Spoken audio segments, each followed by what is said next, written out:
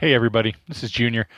I wanted to start by telling you all that it's been an amazing journey so far. What I've learned, etc. I used to be an over-the-road truck driver.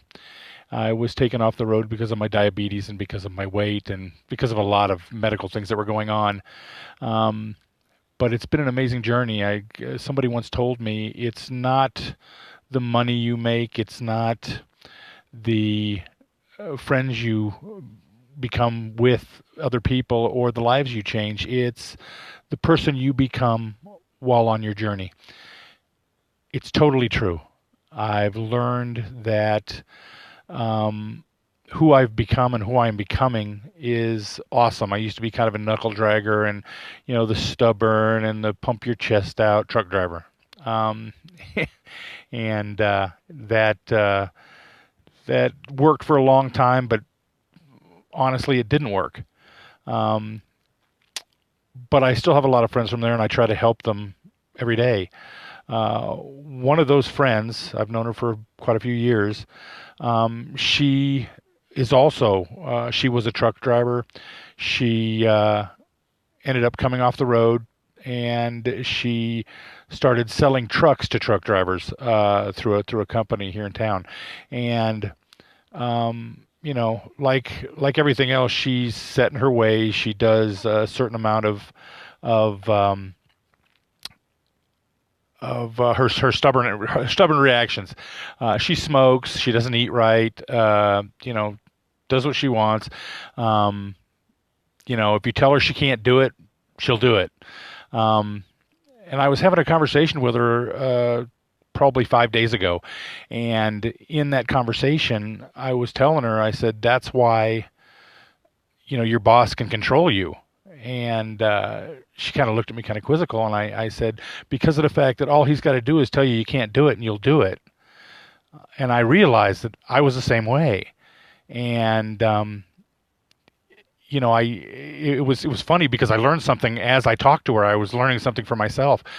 Well, this lady, she, like I said, she smokes, she drinks, she does whatever she wants to do, and she doesn't take real good care of herself. And a few days ago, she had a heart attack, and she's in the hospital now. And it amazed me because the doctors told her the reason she had the heart attack was because of the fact that she smokes and she doesn't take care of herself, and she just does her own thing. And the what I thought was kind of a funny and sad part about it was the fact that um, her own daughter is a truck driver, and she got a load, coming into town, and because of the fact that this lady that had the heart attack was in the hospital, and they wouldn't give her caffeine, and they wouldn't let her smoke, and blah blah blah, and she's complaining about it on Facebook, and her daughter goes, "Oh, don't worry, I'll be home and I'll bring you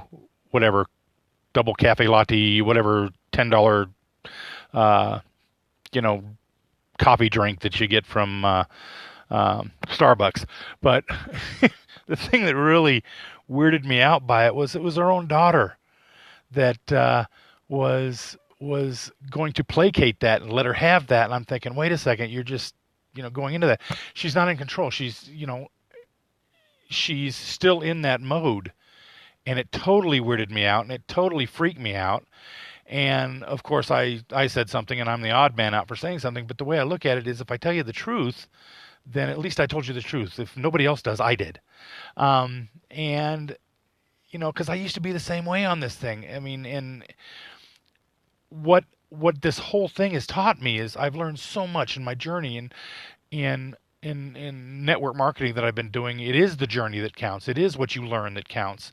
Um, it's not the money. It's not this. It's part of it's the relationships, but it's the fact that you learn so much, and who you become. You become much better, a much better version of yourself by not being so selfish, I guess is the word for it.